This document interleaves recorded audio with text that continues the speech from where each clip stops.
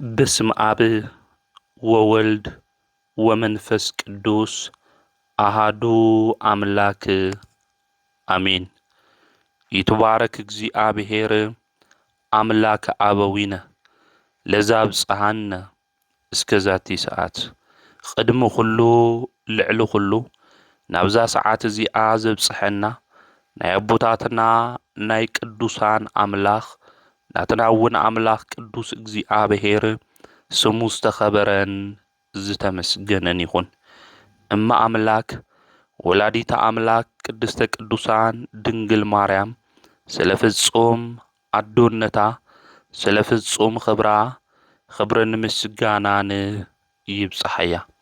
ከምኡውን ቅዱሳን አቦታትና ቅዱሳን አዴታትና ብዝተውሃቦም ክብሪ መጠን ኩሉ ምስጋና ይብጽሐዮም።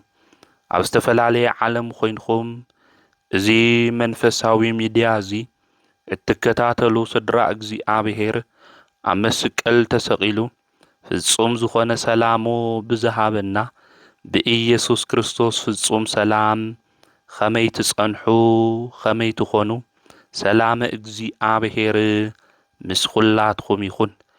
እግዚአብሔር ሰናይ ፍቃድ ንሎማዓንትን ንመሃሮ ናይ ትምህርትና ርእሱ ዝኸውን መዘክርታ ጻድቅ ንዘለዓለም ይነብር።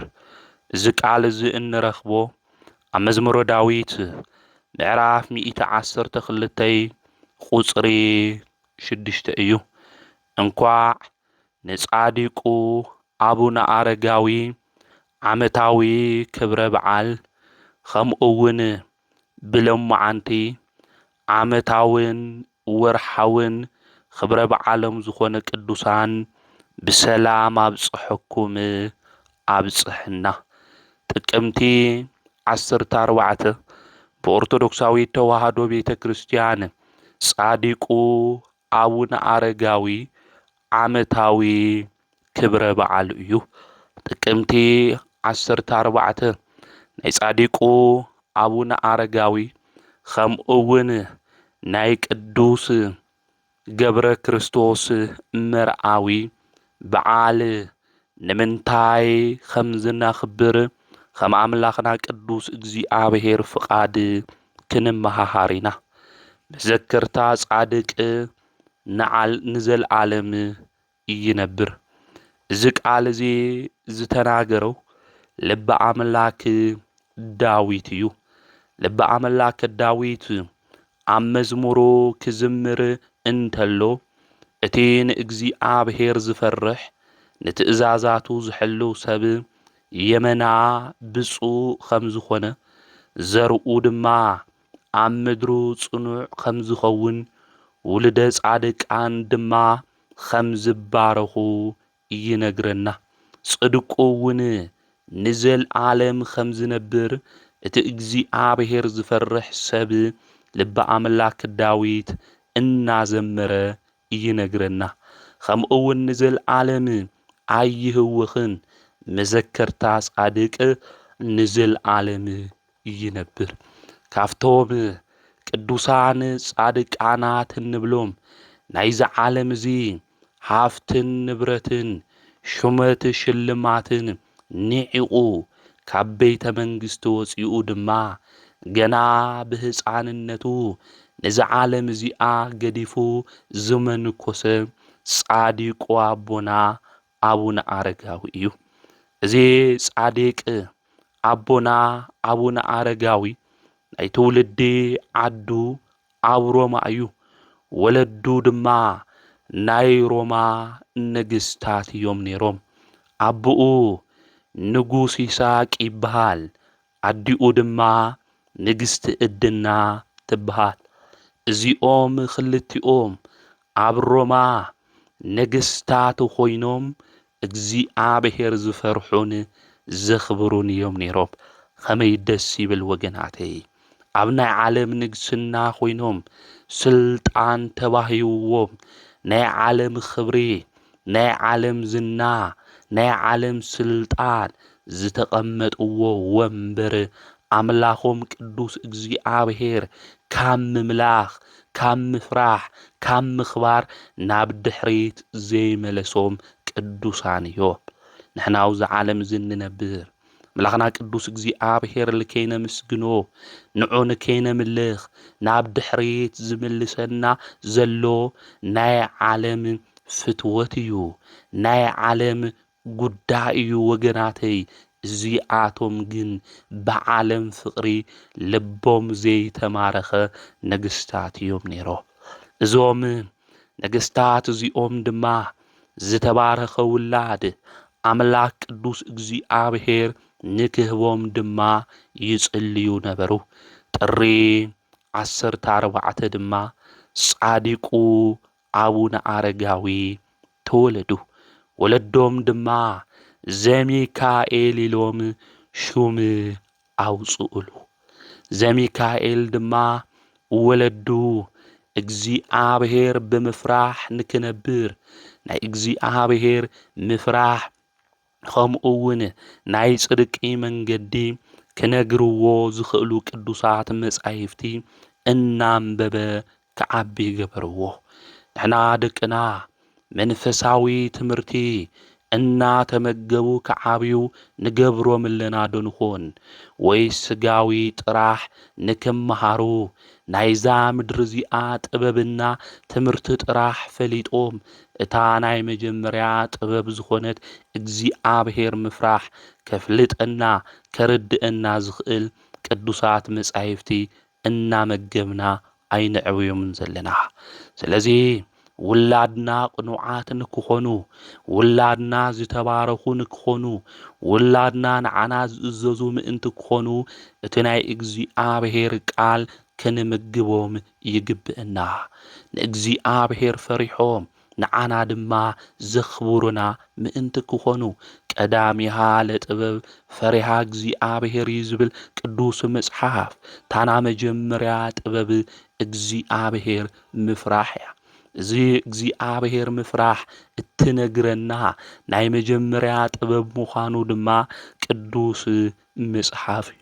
ስለዚ ቅዱሳት መጻሕፍቲ ንክፈልጡ መንፈሳዊ ትምህርቲ ንክመሃሩ ደቅና ናብ ቤተ ክርስቲያን ከምህርዎም ናብ ዝኽእሉ መምህራን ድማ ክንልእኾም ይግብአና። እዞም እግዚአብሔር ዝፈርሑ ንእግዚአብሔር ድማ ዘኽብሩ ኣብ ሮማ ነገስታት ዝነበሩ ናይ ጻዲቁ ኣቡነ ኣረጋዊ ወለዲ ድማ ንውላዶም መንፈሳዊ ትምህርቲ ንክመሃር ገበርዎ። እዚ ጻድቅ እዚ ዘሚካኤል ድማ መንፈሳዊ ትምህርቲ እናተመሃረ ድማ ዓበየ። ንኣቅመ ኣዳም ድማ ምስ በጽሐ ሰበይቲ ክንሕጽየካ ኢና ድማ በልዎ። ኣቦና ጻዲቁ ኣቡነ ኣረጋዊ ካብ ዝነበሮም ናይ ክርስቶስ ፍቕሪ ዝተለዓለ ሓዳር ክምስርቱ ኣይደለዩን።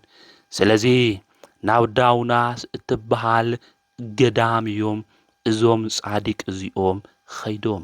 ሰብ ዓለም ኣትሪፉ ነፍሱ እንተጐደአ እንታይ ይጠቕሞ ዝብል ኣብ ቅዱስ መጽሓፍ ዝተጽሓፈ ቃል ኣብ ልቦም ሰሌዳ ኣቐሚጦሞ ነይሮም። ስለዚ ኣብዚ ዓለም እዚ ሹመት ተዋሂቡኒ ኽብሪ ተዋሂቡኒ እንተነበርኹ ጊዜያዊ እዩ። ስለዚ ዘለዓለማዊ መንገዲ ክደሊ እኒአኒ ኢሎም ናብ ዳውናስ ገዳም ድማ ኸዱ። ኣብቲ ገዳም እሱ ድማ ኣበሜኔት ዝነበሩ ኣባ ጳግሜስ እዮም።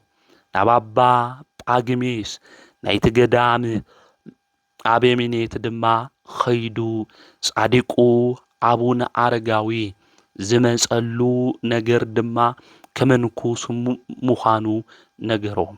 ኣብዚ ግዜ እዚ ኣባ ጳግሜስ ከምዚ ኢሎም ተናገሩ። ኦ ወደይ ንስኻ ወዲ ንጉስ ኢኻ። ስለዚ ወዲ ንጉስ ስለ ዝኾንኻ ናይ መንግስቲ ወራሲ ኢኻ። ምምንኳስ ብምንኩስና ብምናኔ ምንባር ንዓኻ ኸመይ ኢሉ ይከኣል ኢሎም ተዛረብዎ። ጻዲቁ ዘሚካኤል ድማ ቅዱስ ኣምላኽ እግዚኣብሔር ከኽእሎ ከም ዝኽእል ናይ ምንኩስና ፈተና ድማ ክፍትንዎ ንኣባ ጳጉሜስ ድማ ተናገረ። ናቦይ መንግስቲ ሓላፍን ምድራውን እዩ፣ ዘይሓልፍ ዘይጠፍእ ዘለዓለማዊ መንግስቲ ድማ ክወርስኒ ኢሉ ንኣባ ጳጉሜስ ተናገሮም። ኣብዚ ግዜ እዚ ኣባ ጳጉሜስ እናገሮም እንተሎ ብጣዕሚ እዮም ተደኒቆም ካብ ኣነጋግርኡ ዝተለዓለ። ስለዚ ኣባ ጳጉሜስ ብዙሕ ፈተና ድማ ፈተንዎ። ናይ ምንኩስና ህይወት ናይ ምናኔ ህይወት ቀሊል ህይወት ይኾነይ ብዙሓት ክንምንኩስ ኢና ኢሎም መጺኦም ምንኩስንኦም ገዲፎም ናብ ዓለም ዝተመለሱ ብዙሓት እዮም ኢሎም ብፈተና ድማ ፈተንዎ። ኣብዚ ግዜ እዚ ብዙሕ ቃልሲ እኳ እንተሃለዎም ዘሚካኤል እዞም ዝነበሩ ፈተናታት ኩሉ ኣብ ሓዊ ወርቂ ከም ዝፍተኑ ኩሉ ተፈቲኖም ናይ ጸላኢ ፈተናታት ኩሉ ብዓወት እዞም ጻዲቅ እዚኦም ኣሸነፉ። ድሕሪዚ ኣባ ጳጉሜስ ድማ ልብሰ ምንኩስና ድማ ኣልበስዎ። ኣብቲ ገዳም እሱ ኣባ ዘሚካኤል ብትግሃት ኮይኑ እናገልገለ ነበረ። ናይዚ ጻዲቅ እዚ ዝና ድማ ኣብ ሃገረ ሮም ሁሉ ተሰምዐ። ብዚ ናይ ንጉስ ወዱ መንኩሱ እዩ ክበሃል እንተሎ ዘይንኡ ድማ ናይዚ ጻዲቅ እዚ ምስ ሰምዑ 7 ቅዱሳን ድማ መጽኡ። ኣባ ሊቃኖስ ካብ ቁስጥንጥንያ መጸ፣ ኣባ ይምዓታውን፣ ኣባ ጻህማ ካብ አንጾኪያ፣ ኣባ ጉባ ካብ ቅልቅያ፣ ኣባ ኣፍጼ ድማ ካብ ኤስያ፣ ኣባ ጴንጤሊዮን ካብ ሮማ፣ ኣባ ኣሌፍ ድማ ካብ ቂሳርያ። ጻዲቁ ኣባ ዘሚካኤል ናብ ዘለውዎ ገዳም ድማ መጽኡ። እዞም ጻዲቅ እዚኦም ናይ መንግስቲ ርስትን ወንበር ስልጣንን የደሊ ኢሎም ኩሉ እናሰኣኑ ድማ ኣምላኾም ቅዱስ እግዚኣብሔር ብትብዓት ኮይኖም ስለ ዘገልገሉ ናይዚ ጻዲቅ እዚ ወዲ መንግስቲ እናሃለወ ከም ዝመነነ ናይዚ ዓለም እዚኣ ናብራን ጣዕማን ኩሉ ከም ዝነዓቐ ተመልኪቶም ናቱ ህይወት ማሪኽዎም እዞም 7 ቅዱሳን እዚኦም ከምንኩሱ ድማ መጽኡ። ከምንኩሱ ምስ መጽኡ ድማ ብኣባ ጳጉሜስ ንብዙሕ ዓመታት ናይ ምንኩስና ስርዓት ከምኡውን ስርዓተ ማህበር ድማ ተማሃሩ። እዚ ምስ ተማሃሩ እዞም 7 ቅዱሳን እዚኦም ድማ መንኮሱ። ኣዲኦም ንግስቲ ዕድና ናይ ወዳ ዜና ሰሚዓ ናፍቲ ገዳም እሱ መጽእት። ናፍቲ ገዳም እሱ መጺኣ ንውላዳ ክትረኽቦ እያ ደልያ ነይራ። ነገር ግን ጻዲቁ ኣቡነ ዘሚካኤል ኣቡነ ኣረጋዊ ግን ኣደይ ስለ ዝኾነት ከምኡውን ኣደይ ንዓ ተመለስ እንድሕር ኢላትኒ እምቢ ክብላ ስለ ዘይኽእል ስለዚ ኣነ መጺኤ ክረኽባ ይኽእልን ኢሉ ናይቲ ገዳም ኣበምኔት መለሰሉ ጻዲቁ። ኣብዚ ግዜ እዚ ንሳ ዝመጸቶ ዓላማ ናብ ዓለም ክትምልሶ ዘይኾነስ ወደይ እኳ ገና ብንእሽቲኡ እንድሕር መልኪሱ ናይዚ ዓለም እዚ ጣዕማ ኩሉ እንድሕር ኒዒቑ ኣነ እውን ከምንኩስ እየ ኢላ እያ መጺኣ።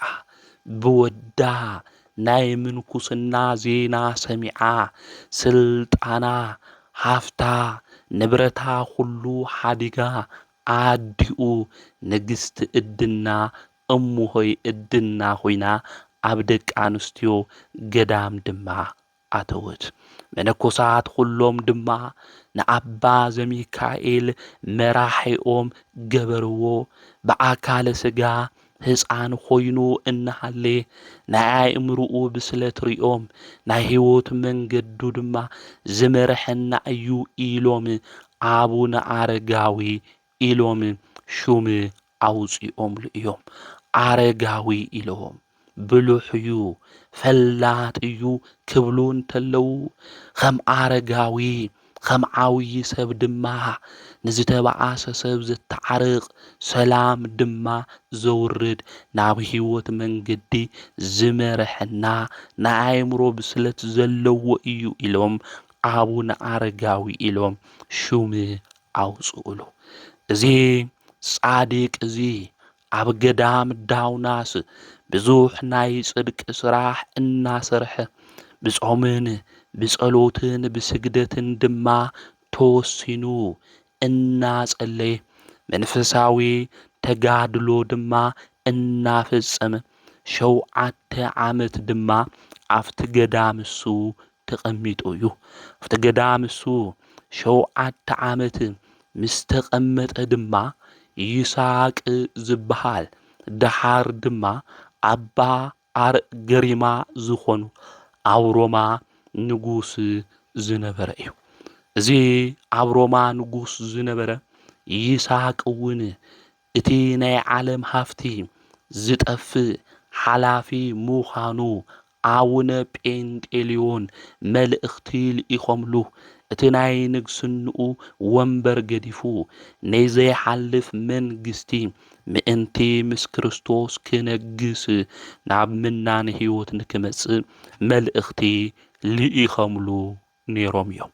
እዚ ዘመን እዚ ጻዲቁ ኣቡነ ኣረጋዊ ዝነበሩሉ ዘመን ድማ ናይ ካቶሊክ ሃይማኖት ኣብ ልዕሊ ኦርቶዶክስ ተዋህዶ እምነት ዝኣምኑ ዓብይ ተጽዕኖ ዝፈጥሩሉ ግዜ እዩ ነይሩ።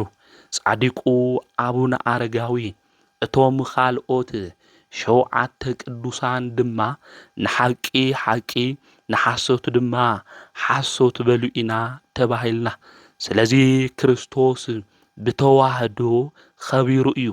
ክልተ ባህሪ ዝበሃል ትምህርቲ ድማ ክሕደት እዩ ኢሎም ብድፍረት ተቃወሙ። ኣብዚ ግዜ እዚ ናይ ካቶሊክ እምነት ድማ ኣብ ሮማ ቫቲካን ቤተ ክርስቲያን ብገንዘብ በዝሒ ድማ ሃይማኖታት ተስፋሕፍሕ ስለ ዝነበረት ነዞም ቅዱሳን እዚኦም ድማ ምስዳድ ጀመረት። ጻዲቁ ኣቡነ ኣረጋዊ ናበይ ቦታ ኸይደ ክምንን እኒአኒ ኢሉ ይሓስብ እዩ ነይሩ። መልአከ እግዚኣብሔር መጺኡ ድማ ናብ ዓድና ኣምጺኡ እዩ። ናብ ኣክሱም መጺኦም ኣብ ኣክሱም ዘሎ ስርዓት ከምኡ እውን ምእመናን ኣምልኮት እግዚኣብሔር ከመይ ከም ዘምልኹ ተመልኪቱ ሃገረ ቅዱሳን እዩ ኢሉ ሪኡ ምስ ደቀ መዝሙሩ ምስ ማትያስ እዩ መጺኡ ነይሩ። ተመሊሱ ናብ ሮማ ድማ ኸደ።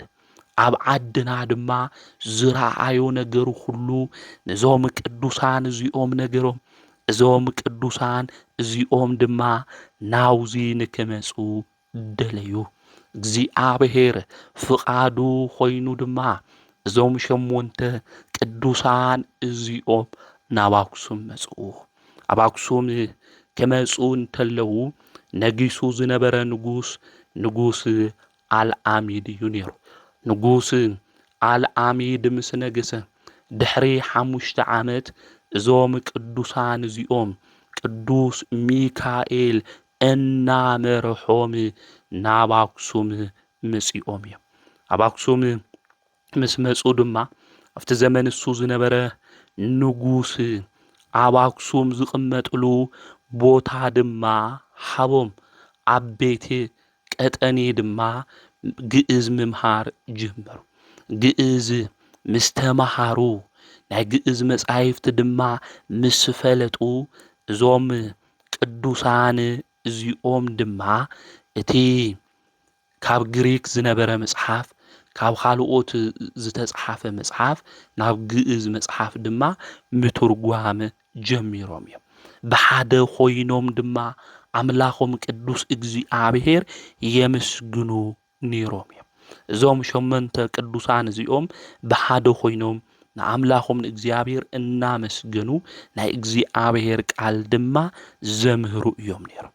እቲ ኣብ ሮማ ነጊሱ ዝነበረ ይስሐቅ ድማ ኣቡነ ጴንጤልዮን መልእኽቲ ልኢኾምሉ ድሕሪ ዝተወሰነ መዓልቲ ንሶም ናብ ዘለውዎ ቦታ ናብ ኣክሱም ድማ መጽኡ እዩ። ስለዚ 9 ቅዱሳን ኢልና እንጽውዖም እዞም ቅዱሳን ኣቦታትና እዚኦም እዮም።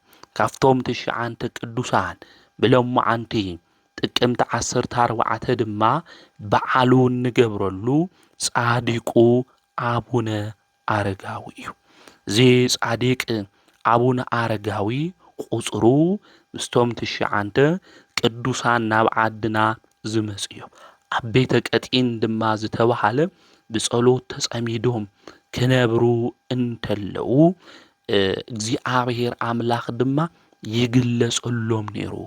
ብጸሎት ክልምኑ እንተለዉ እናተገለጸ መላእክቲ ድማ የረጋግዕዎም ነይሮም። ድንቅ ዝኾነ ተኣምራት ድማ ይገብሩ ነይሮም።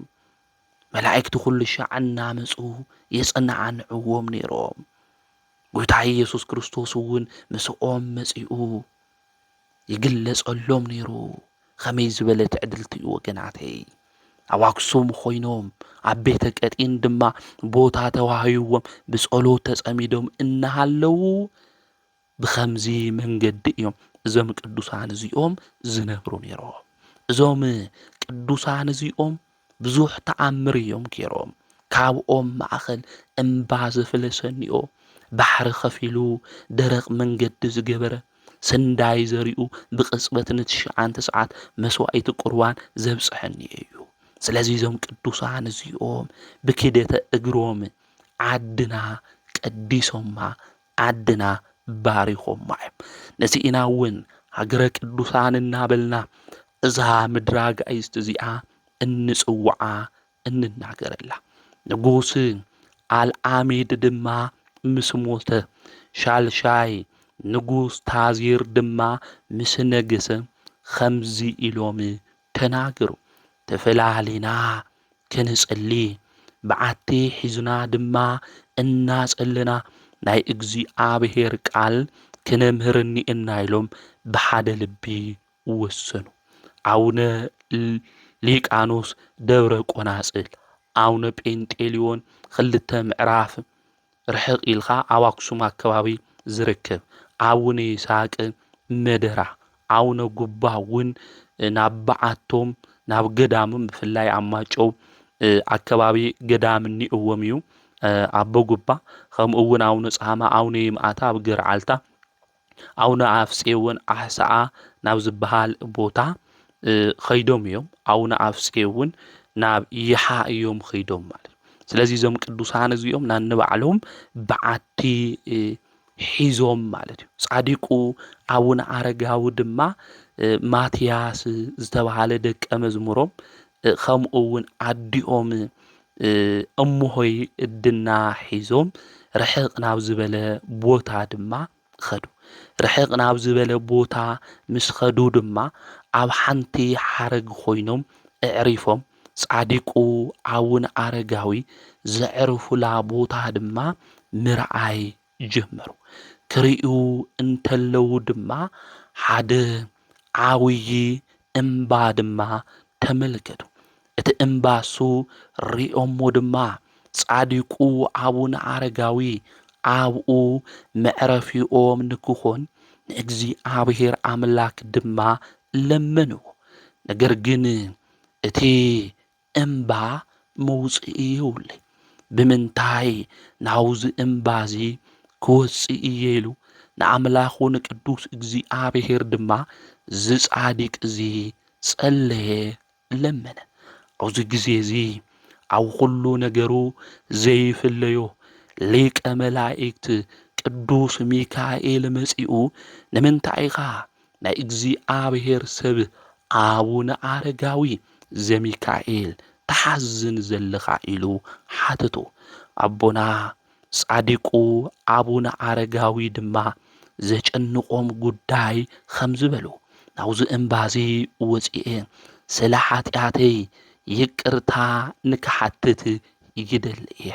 ናይ ቅዱሳን ሕይወት ተመልከትዎ፣ ትሕትንኦም ተመልከቱ ወገናተይ። ናይ መንግስቲ ስልጣን ኣይነግሲሎም ናይ ዓለም ጣዕሚ ዝሓደጉ ዝገደፉ ጻዲቁ ኣቡነ ኣረጋዊ ስለ ኃጢአተይ ምሕረትን ይቅርታን ንእግዚአብሔር ንክሓትት ኣብዛ እምባዚኣ ንክወፅእ ይደሊ ኢሎም ተናገሩ። እቲ መልአክ ድማ ናውዚ እምባዚ እትወፀሉ እግዚአብሔር እስካብ ዝልእኸልኻ ኣውዚ ድማ ንንእሽተይ ጊዜ ተዓግስ ብሎ። ጻዲቁ ኣቡነ ኣረጋዊ ናውዚ እምባዚ ንክወፁ ዓብዪ ፍቕሪ ድማ ሓደሮም። እናበኸዩ ናብ ኣምላኽ ቅዱስ እግዚአብሔር ድማ ጸለዩ። መልአኩ ቅዱስ ሚካኤል ተገሊጹ ድማ ኦ ኣረጋዊ ኣይትፍራሕ፣ ስልጣንን ተባሂቡካ እዩ። ብዛ ሓረግ እዚኣ ብየማን ኾይንኻ ተቐመጥ። ናፍቲ እምባሱ እትወፀሉ እግዚአብሔር ኣምላክ ገመድ ይኾነይ፣ ብቲ ገመድ ነዊሕ ዝኾነ ገበል ክልእኸልካ እዩ በሎ። እዚ ገበል እዚ ቁመቱ 60 ሜትሮ እዩ ነይሩ።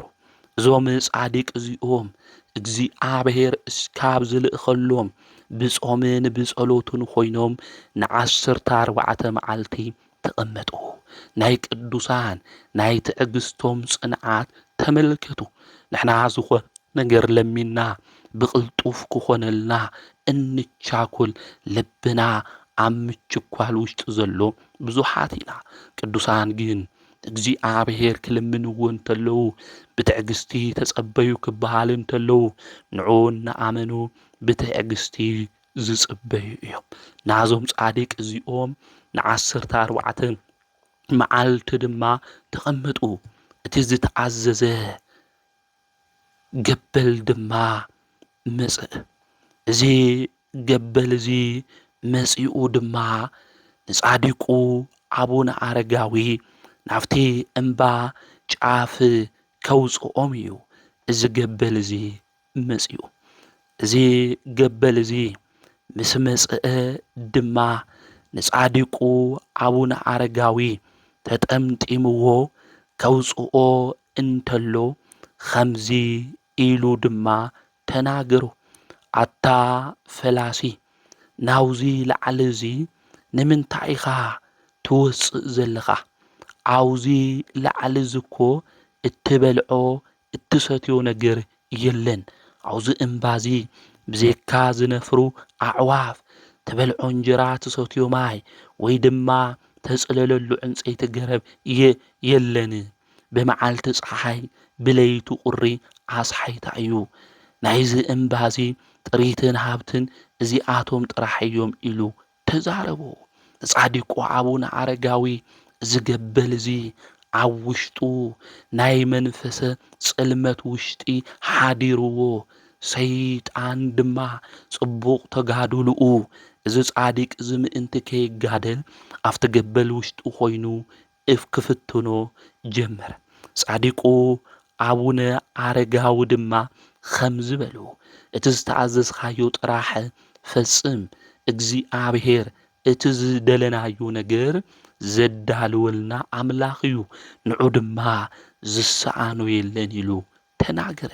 ወገናተይ ሰይጣን ፈተና ከምጽእ እንተሎ፣ ጭንቂ ክኾን እንተሎ፣ መከራ ክኾን እንተሎ፣ ተስፋ ዝቑርጾ ነገራት ኣብ ሕይወትና ክህሊ እንተሎ እግዚአብሔር እኮ ረሲዕካ እዩ፣ እግዚአብሔር እኮ ረሲዕክ እዩ፣ እግዚአብሔር ካብዚ ርስዕካ፣ እግዚአብሔር ካብዚ ርስዕኪ፣ እዚ ነገር እዚ እኮ ምገበረልኺ ነይሩ እናበለ ኣብ ልዕሊ መከራና ኣብ ልዕሊ ፈተናና ፈተና ዝውስኽ ሰይጣን ተስፋ ክቑርጸና ይደሊ እዩ። ነገር ግን ንሕና ተስፋ ክንቆርጽ ይግብአናይ ኣምላኸይ ቅዱስ እግዚኣብሔር ዝሰኣኖ የለይ ኩሉ ብግዚኡ ክፍጽመለ እዩ ክሰርሐለ እዩ ኢልና ከም ጻዲቁ ኣቡነ ኣረጋዊ ክንናገር ይግብአና እና ጻዲቁ ኣቡነ ኣረጋዊ ዝተኣዘዝካዮ ፈጽም እግዚኣብሔር ከዳልወልና እዩ ዝሰኣኖ ነገር የለ ኢሉ ተናገረ ኣብዚ ግዜ እዚ እቲ ገበል ሒዝዎ ንጻዲቁ ኣቡነ ኣረጋዊ ክወፅእ እንተሎ ሊቀ መላእክት ቅዱስ ሚካኤል እቲ ገበል ኣብ ልዕሊ ኣቡነ ኣረጋዊ ክፉእ ነገር ምእንቲ ከይፍጽም ከየፍርሖ ብየማነይ ኢዱ ሰይፊ ሒዙ ሰይፊ መዚዙ ይሕልዎ ነበረ። ረድኡ ኣቡነ ማትያስን ካልኦት ሰዓብቱ ዝናረኣዩ ድማ የድንኡ ነበሩ። ጻዲቁ ኣቡነ ኣረጋዊ ዕለት 12 ጥቅምቲ ናፍቲ ዝባን ደብሪ ምስ በጽሑ 3 ግዜ ሃሌሉያ ለኣብ ሃሌሉያ ለወልድ ሃሌሉያ ለመንፈስ ቅዱስ ኢሎም ኣመስገኑ። ብዚ ከዓ እቲ ደብሪ ደብረ ሃሌሉያ ተባሂሉ ተጸውዐ። ጻዲቁ ኣቡነ ኣረጋዊ ናፍቲ ላዕሊ ምስ ወፁ ናፍቲ ዝባን ኣምላኾም ቅዱስ እግዚኣብሔር እዮም ኣመስጊኖ። ኣምላኽና ቅዱስ እግዚኣብሔር ዝሓሰብናዮ ዝለመናዮ ነገር ሁሉ ብሂወት ዘመንና ሁሉ ክፍጽመልና ክሰርሐልና እንተሎ ወገናተይ ንኣምላኽና ቅዱስ እግዚኣብሔር ነመስግኖ ዶለና ወይስ እግዚኣብሔር ኣምላኽ እቲ ነገር እሱ ምስ ገበረልና ረሲዕናዮ ናብ ዘየድሊ ቦታ ኢና ንኸድ ዘለና። ስለዚ ኣምላኽና ቅዱስ እግዚኣብሔር ዝለመናዮ ነገር ሁሉ ብግዚኡ ዝፍጽም ኣምላኽ እዩ። እቲ ብግዚኡ ዝፍጽም ዝሰርሕ ኣምላኽ ቅዱስ እግዚኣብሔር ሓሳብ ልብና ክፍጽመልና እንተሎ ከም ጻዲቁ ኣቡነ ኣረጋዊ ዓለም ቅድሚ ምፍጣሩ ዝነበረ ቀዳማዊ ዓለም ድማ ሕሊፉ ዝነብር ዳሕራዊ ሃሌሉያ ኣብ ከምኡውን ወልድ መንፈስ ቅዱስ ኢልና ንስላሴ ክነምስግን ይግብአና ማለት እዩ። ስለዚ ዝደብር እዚ ደብረ ሃሌሉያ ተባሂሉ ጻዲቁ ኣቡነ ኣረጋዊ ድማ ኣብቲ ደብረ ሃሌሉያ ምንም ነገር ዘየለ ኣብኡ ኮይኖም ድማ መላኾም ቅዱስ እግዚኣብሔር ብጾምን ብጸሎትን ድማ የምስግኑ ነበሩ። ምስ መሸ ሓንቲ ንእሽተይ ዳቦ ባሪኾም ድማ ይበልዑ ነበሩ።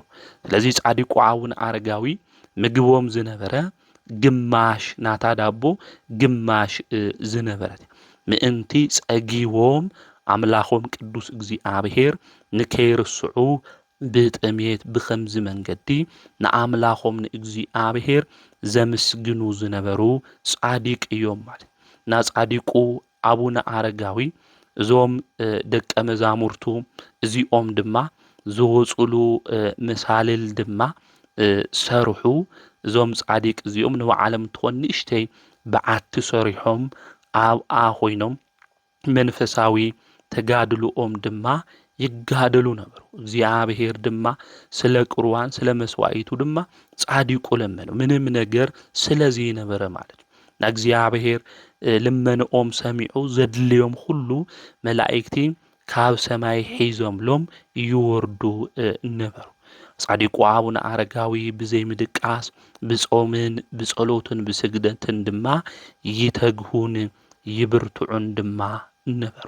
እዞም ጻዲቅ እዚኦም ብጸሎት ናብ ኣምላኾም ቅዱስ እግዚኣብሔር እናተነጋገሩ ብዙሕ ተኣምራት ድማ ገበሩ። ዝሓመሙ ብኣልጋ ድማ ተሸኪሞም ዘምጽእዎም ሰባት ሁሉ ድማ ብሕማም ዝሳቀዩ ዝነበሩ ብጸሎቶም ሓይሊ ይፍወሱ ነይሮም። ንዘይኣመኑ ሰባት ድማ እዞም ጻዲቅ ኣቦና እዚኦም እናምህሩ ይእምንዎም ነበሩ። ንዓድና ድማ ብርሃን ዘብርሁ ጻዲቅ መናኒ ይኾኑ ኣቡነ ኣረጋዊ።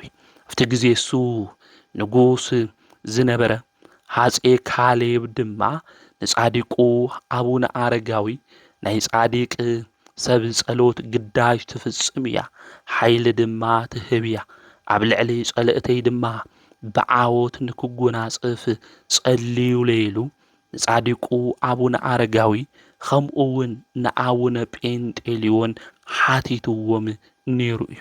ጻድቁ ኣቡነ ኣረጋዊ ድማ እግዚኣብሔር ኣምላክ ክተሸንፍ ክገብረካ እዩ ሓይሊ ድማ ክህበካ እዩ ኢሎም ተናገሩ። ኣብዚ ግዜ እዚ ሃፀይ ካሌብ ኸይዱ ተዋጊኡ ኣብ የመን ዘሚቱ ኣብ የመን ዝነበረ ዘጭክን ጨካን ዝነበረ ከምኡውን ኣሂዛባዊ ኣሸኒፉ ተመሊሱ እዩ። ኣሸኒፉ ምስ ተመለሰ ድማ ሃፀይ ካሌብ ኣብ ኣቡነ ጴንጤሌዎን ገዳም ን12 ዓመታት ኣብኡ ብምናኔ ህይወቱ ኣሕሊፍዎ እዩ። ስለዚ ንሃፀይ ካሌብ ወዶም ዝኾነ ሃፀይ ገብረ መስቀል ድማ ቤተ ክርስቲያን ሰሪሕሎም እዩ ንጻድቁ ኣቡነ ኣረጋዊ።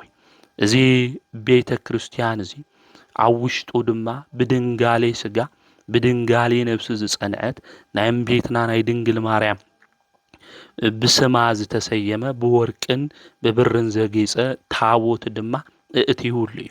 እዚ ንጉስ እዚ ሃፀይ ገብረ መስቀል እቲ ቤተ ክርስቲያን እሱ ክሰርሕ እንተሎ ድማ ካብቲ እምባ መውረድን መደየብን ነይርዎ እዩ። ነቲ ቤተ ክርስቲያን መስርሒ ማለት እዩ መወጻጽኢ መሳልል ነይሩ እዩ ማለት። ኣብዚ ግዜ እዚ ንጻድቁ ኣቡነ ኣረጋዊ እዚ መወጻጽኢ መሳልል ከፍርሶ ዶ ኢሉ ክናገር እንተሎ እወ ዳህምሞ ኢሎም ጻድቁ ኣቡነ ኣረጋዊ ተናጊሮም እዮም። ብዚ ድማ ደብረ ዳሞ ተባሂሉ ተሰይሙ እዩ። በቲ ናይ ገበል ጭራ ኣምሳል ግን ገበል ሰባት ዝወጽሉ ዝድይብሉ ገበል ምልትና ገበል ኣምሳል ጭርኡ ግበር ኢሎም እዞም ጻድቅ እዚኦም ኣዚዞሞ እዮም። ስለዚ ደብረ ዳሞ ዝተባሃለሉ ምኽንያት ብዚ ምዃኑ ናይ ቤተ ክርስቲያን ኣቦታት ይነግሩና።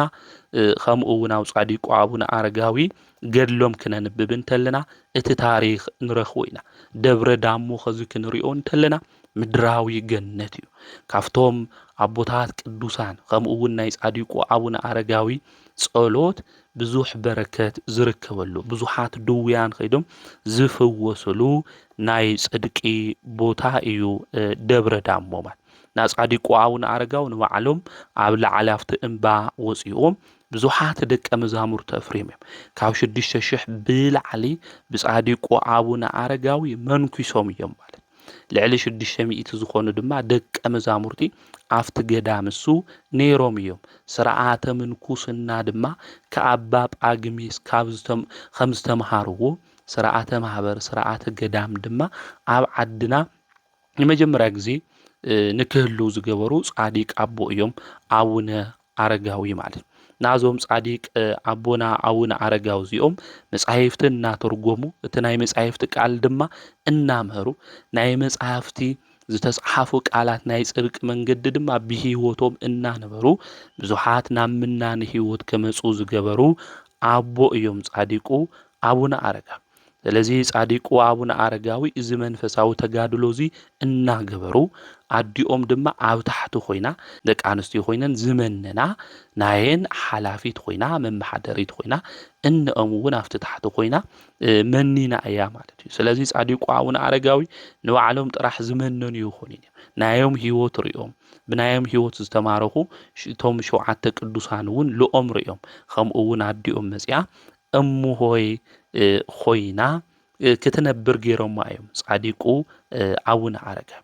ና ጻዲቁ ኣቡነ ኣረጋዊ ንተስዓይ 9 ዓመታት ብዚ መንፈሳዊ ተጋድሎ እዚ ምስ ጸንሑ ኣምላኽና ቅዱስ እግዚአብሔር ናብኦም መጺኡ ድማ ከምዚ ኢሉ ተናገሩ።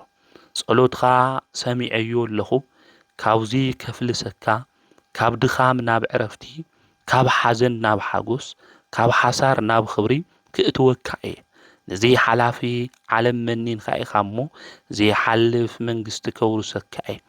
ዓይኒ ዘይረኣየቶ እዝኒ ዘይሰምዐቶ ከምኡውን ኣብ ክንዲ ሃገርካ ዝመነንካ ኢየሩሳሌም ሰማያዊት ከውርሰካ እየ ቤትካ ስለ ዝመነንካ ዘይሓልፍ ርስቲ ከውርሰካ እየ ቅዱስ ጳውሎስ ከምዚ ተዛረቦ ማለት እዩ ቅዱስ ጳውሎስ ኣምላኽ እግዚኣብሔር ነቶም ዝኣምንዎ ዓይኒ ዘይረኣየቶ እዝኒ እውን ዘይሰምዐቶ ልቢ ዘይሓሰበቶ ኣዳልዩሎም ኢሉ ከምዚ ዝተናገሮ ማለት እዩ ስለዚ ንጻዲቁ ኣቡነ ኣረጋዊ መላኽና ቅዱስ እግዚኣብሔር ገዛኻ ሓዲግካ ስለ ዝመነንካ ሰማያዊ ርስቲ ክበካ እየ ኢሉ ተናጊርዎ እዩ ማለት እዩ ዝኽርኻ ዝዘከረ ብጸሎትካ ዝተማሕፀነ መጽሓፈ ገድልኻ ብእምነት ዝጸሓፈ ዝተርጎመ ኣነ ኣብ ህይወት መጽሓፍ ስሙ ክጽሕፎ እየ ብስምኻ ጦሚ ዘጽገበ ንጽሙቕ ዘስተየ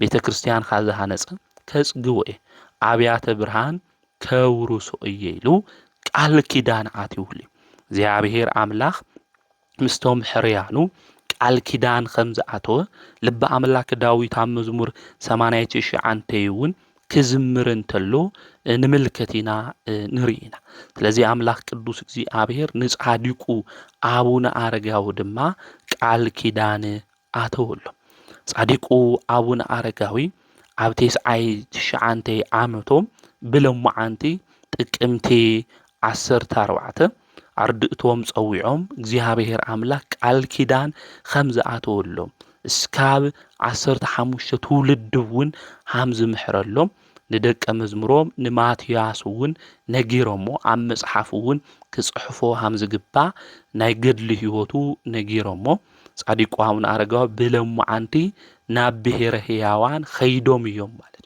ተሰዊሮም እዮም ከም ሄኖክ ከም ኤልያስ ብኽብሪ ናብ ብሔረ ሕያዋን ተሰዊሮም እዮም እዞም ጻዲቅ እዚኦም ማለት እዩ ስለዚ ጻዲቁ ኣቡነ ኣረጋዊ ኣይሞት ተሰዊሮም እዮም ስለዚ ጥቅምቲ 14 እናኽብሮውን ጻዲቁ ኣቦና ኣቡነ ኣረጋዊ ዝተሰወሩሉ ዕለት ምዃኑ ቤተ ክርስቲያን ተምህረና እያ ትነግረና እያ ማለት እዩ ስለዚ እዞም ጻዲቅ እዚኦም እዞም ኣቦና እዚኦም ብህይወት ዘመኖም ሁሉ ኣምላኾም ቅዱስ እግዚኣብሔር ዘመስግኑ ናይዚ ዓለም እዚ ጣዕሚ ድማ ንዒቆም ዝገደፉ እዮም ነብሶም ከዋርዱ ድማ ምናኔ ዝመረጹ ጻዲቅ ኣቦ እዮም ማለት ንሕና እውን ኣብዚ ዓለም እዚ ክንነብር እንተለና ኣምላኽና ቅዱስ እግዚኣብሔር ከግድፈና ዝኽእል ናይ ሓጢኣት መንገዲ እንታይ ክንገብር መኒና ገዲፍና ብናይ ጽድቂ መንገዲ ክንጓዓዝ ሃም ልግብአና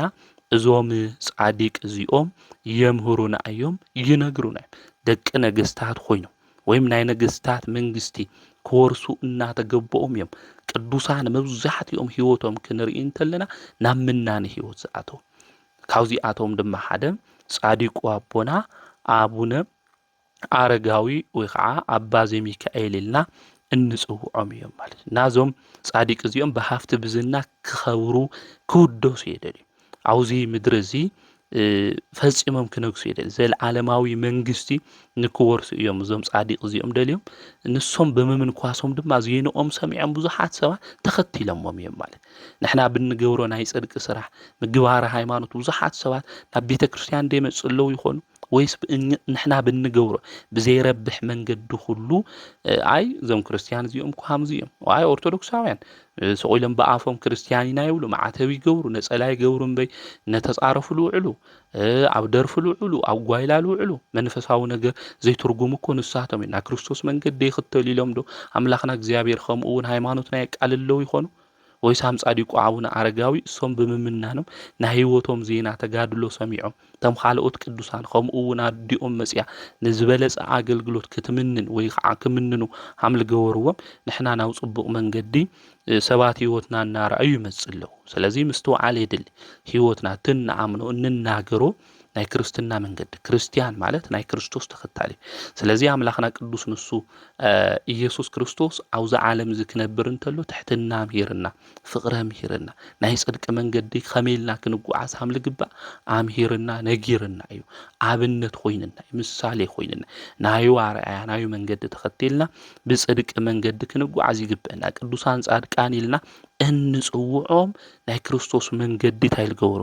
ዝተኸተሉ እዮም ነዚ እውን ልበ ኣምላክ ዳዊት ዝክረ ጻዲቅ ለዓለም ይሄሉ መዘከርታ ጻዲቅ ንዘለዓለም ይነብር ጽድቁ እውን ንዘለዓለም ይነብር ወለዶ ድማ ክባረኹ እዮም እናበለ ዝተናገረ ነዚ እዩ ማለት እዩ ስለዚ ጻዲቁ ኣቡነ ኣረጋዊ ብፍልጠት ካፍቶም ዝነበሩ ፈለስቱ ኩሎም ዝበለጹ ስለ ዝኾኑ እውን ብምኽሪ ብሓሳብ ዝበለጹ ጻዲቅ ኣቦ ስለ ዝነበሩ ወንጌል ከምህሩ ክኸዱ እንተለዉ ጻዲቁ ኣቡነ ኣረጋዊ ዝተባኣሱ ሰባት እንድሕረ ግን እዮም ሓሊፎሞም ይኸዱ ኣተዓሪቆም ኣምሂሮም ገሲጾም ናይ ይቅርታ ልቢ ክህልዎም ዝገብሩ ዝነበሩ ጻዲቅ ኣቦ እዮም ኣቦና ኣቡነ ኣረጋዊ እና ካብ ጻዲቁ ኣቡነ ኣረጋዊ እንመሃሮ ብዙሕ እዩ ማለት እዩ ደቀ መዛሙርቱ እውን ኣፍርዮም ልዕሊ 600 ዝኾኑ ደቀ መዛሙርቱ ነይሮም ልዕሊ 6,000 ዝኾኑ ድማ ብኦም ብጻዲቁ ኣቡነ ኣረጋዊ ለመንኮሱ እዮም ማለት እዩ ስለዚ ብዙሓት ናብ ጽድቂ መንገዲ ክመጹ ናብ ብርሃን መንገዲ ንክመጹ ምስ ኣምላኾም ምስ እግዚአብሔር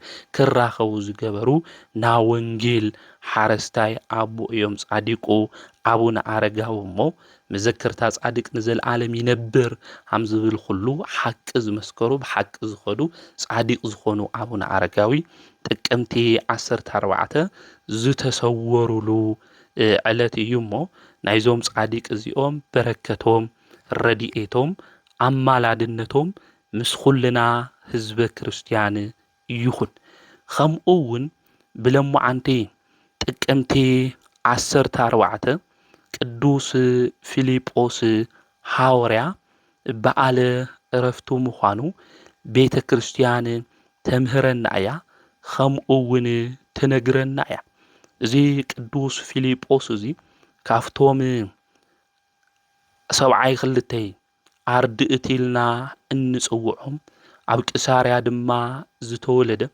ጎይታ መድኃኒት ኢየሱስ ክርስቶስ ኣብ ቂሳርያ ከምህር እንተሎ ኣሚኑ ዝተኸተለ እዩ ፊልጶስ ጎይታ ምስ ዓረገ ሐዋርያት ድማ ካብ ዝሾምዎም 7 ዲያቆናት ሓደ እዩ ኣብዚ ኣብ ግብረ ሐዋርያት ምዕራፍ 6 ቁጥሪ 5 ክነንብብ እንተለና በቅዱስ እስጢፋኖስ ሞት ድማ ክርስቲያን በብዓዶም ክብተኑ እንተለዉ ንሱ ናብ ሰማርያ ወሪዱ ወንጌል ኣምሂሩ እዩ ናብ ሰማርያ ክወርድ እንተሎ ድማ ሲሞን መሰሪ ዝበሃል ሰብ ነይሩ እዚ ብጥንቁልና ዝነብር መጻሕፍቲ ድማ እናገልበጠ ናይ ጥንቁልና ስራሕ ዝሰርሕ ብታት እውን ዝገብር ሰብ እዩ ነይሩ ኣነ ዝተገለጽኹ ኣምላኽ እየ እናበለ ዘምህር ና መጀመርያ መናፍቅ እዩ እዚ ሲሞን መሰሪ ከምኡ እውን ቀጺሉ መንፈስ ቅዱስ ኣነ እየ እናበለ ብዙሕ ክሕደት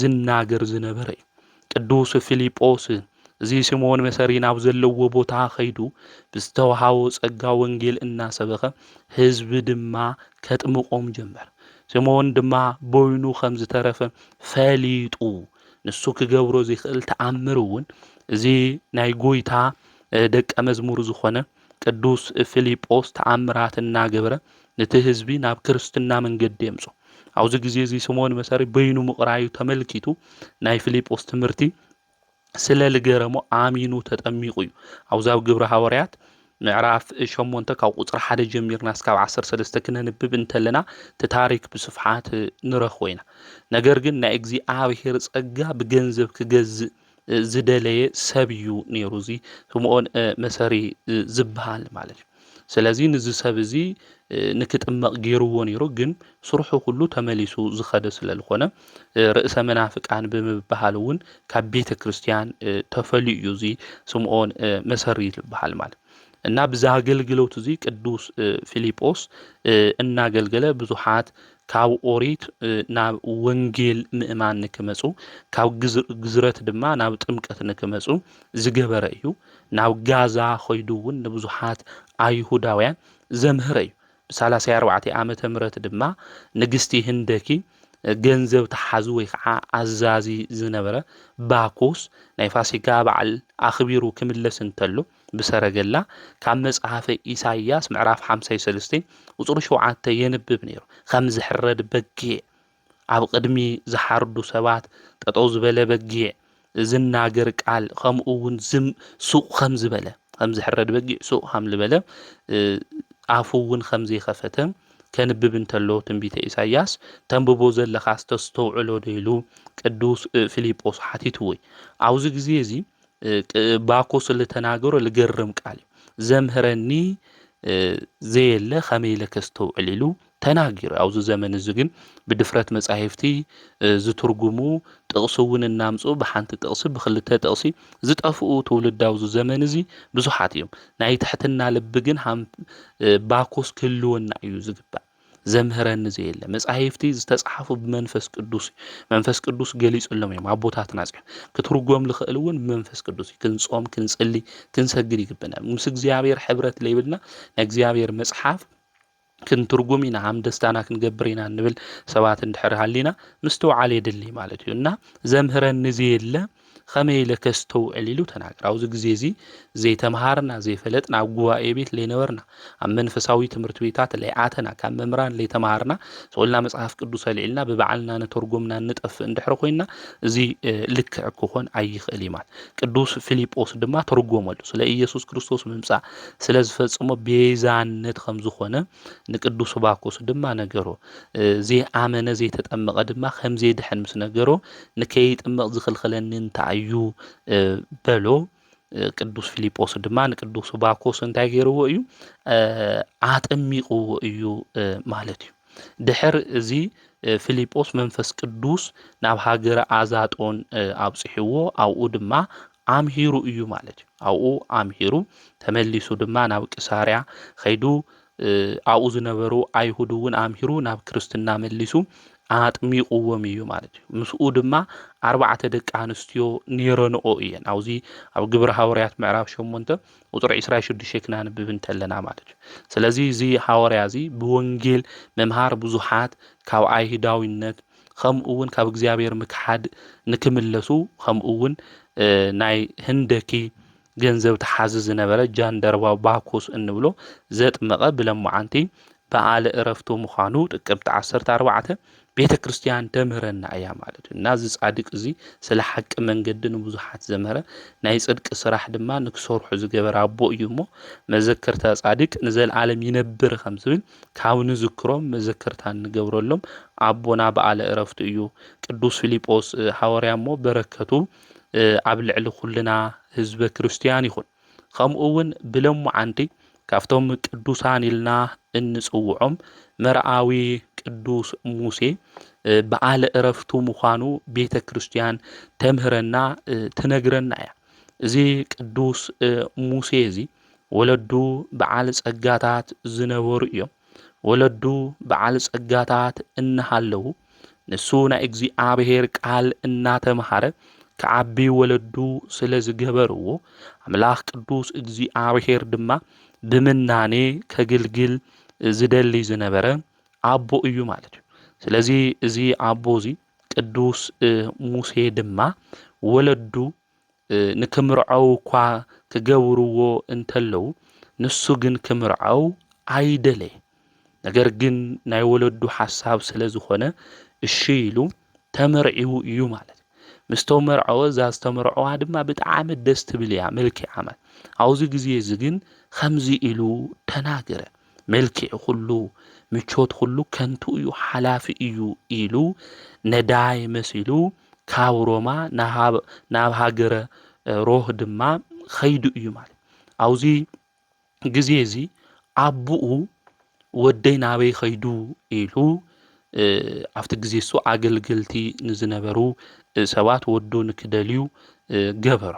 እዚ ወላዲኡ እዚ ብምጽዋት ሂወቱ ልፍለጥ እዩ። ንብዙሓት ምስኪናት ድኻታት ዝምጽውት ዝነበረ እግዚአብሔር እውን ዝፈርሕ እዩ።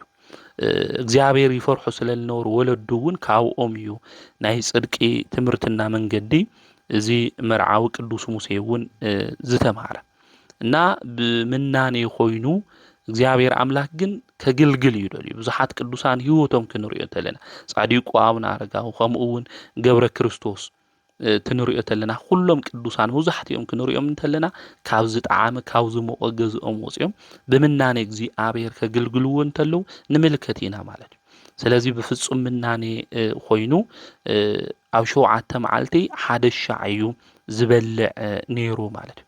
ኣብ ቤተ ክርስቲያን አፍ ደገ ኮይኑ ድማ ንብዙሕ ዓመታት እናለመነ ተቐመጠ።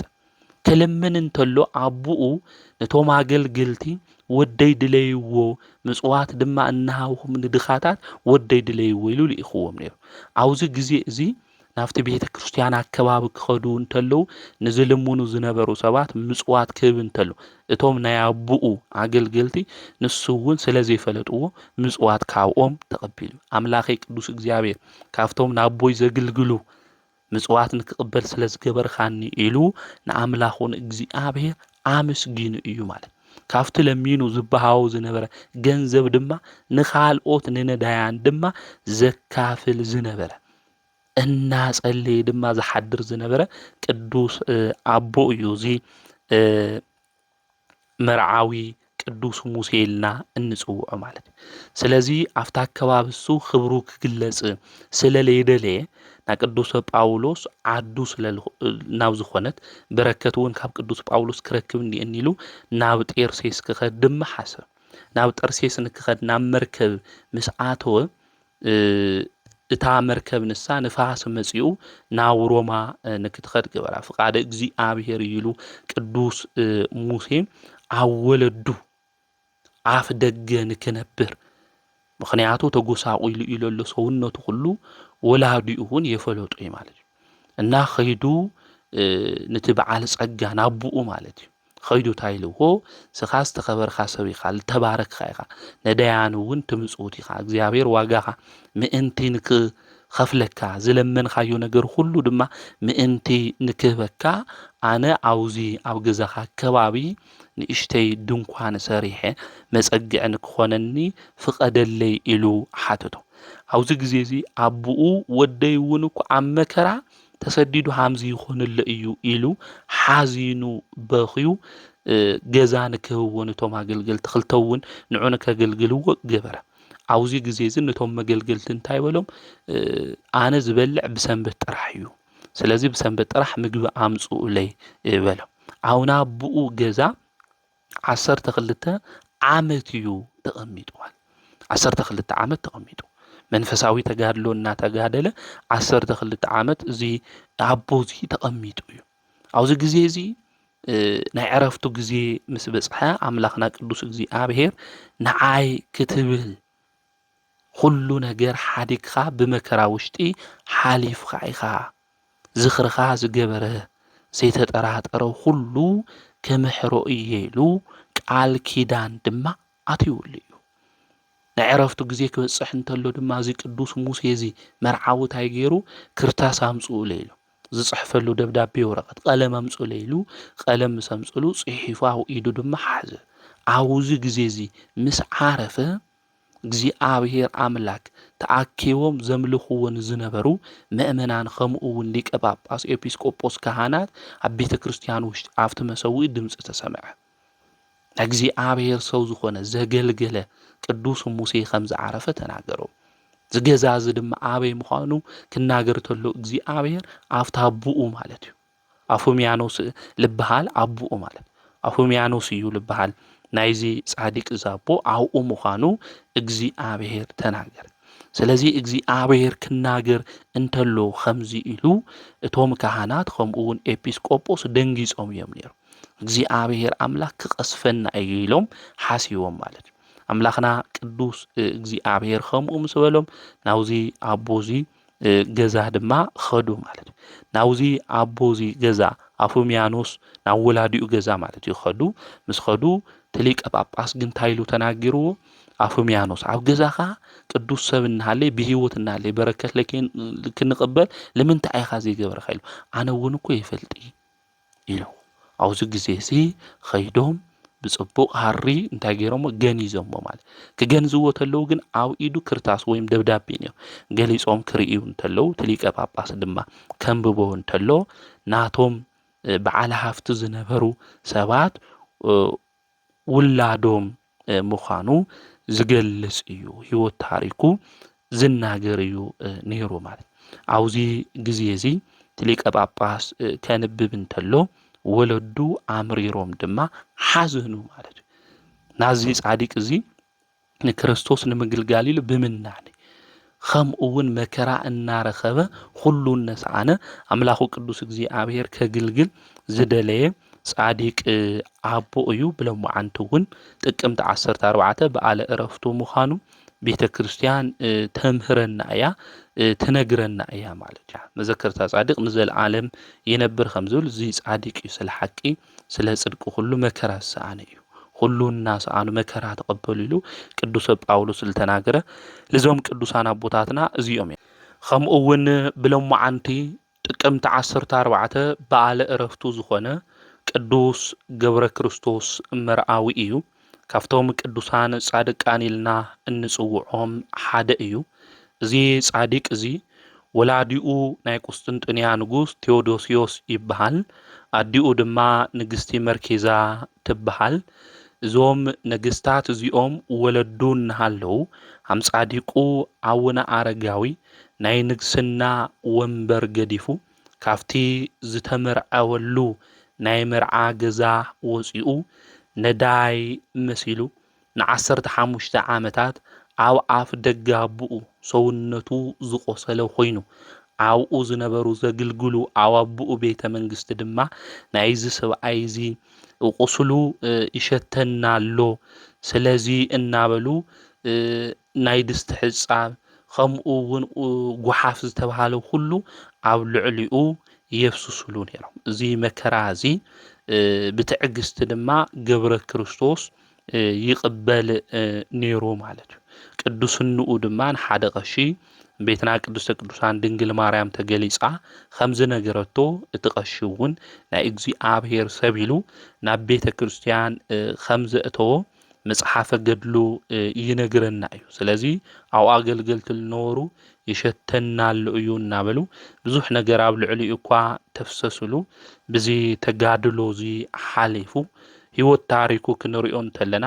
ከም ቅዱስ ሙሴ መርዓዊ ዝበለ ህይወት እዩ ዘለዎ እዚ ቅዱስ ኣቦ እዚ ማለት እዩ ስለዚ እዚ ቅዱስ እዚ ብምናኔ ዝነበረ ኩሉ ነገር ሲኢኑ እግዚኣብሔር ክኽተል ደለየ ቅዱስ ኣቦ ወዲ ንጉስ ኮይኑ ነገር ግን እናለመነ ዝነበረ ኣብ ኣፍ ደገ ኣቡኡ ኮይኑ ቶም መገልገልቲ እኳ ቁስሊ ስለ ዝነበሮ ከልብታት ድማ ንኸዱ ትልሕስዎ ተለዉ ቁስሉ ድማ ይብርትዖ ነይሩ ማለት ብዚ መከራ እዚ ነዚ ዓለም እዚኣ ኒዒቑ ዝመነነ ቅዱስ ኣቦ እዩ ገብረ ክርስቶስ ካብ መርዓ ገዛ ወፂኡ ብሃምዚ ዝበለ መንፈሳዊ ተጋድሎ ዝተጋደለ ጻዲቅ ብሎሙዓንቲ በዓለ ዕረፍቱ ምዃኑ ቤተ ክርስቲያን ትነግረና ተረድአና እያ ስለዚ መዘከርተ ጻዲቅ ንዘለዓለም እዩ ከምኡ እውን ንበረከት እዩ ማለት ስለዚ እዞም ቅዱሳን እዚኦም ህይወቶም ክንርኢ ተለና ብናይ በረከት ጽድቂ ሓሚልና ክንጓዓዝ ሃም ልግብአና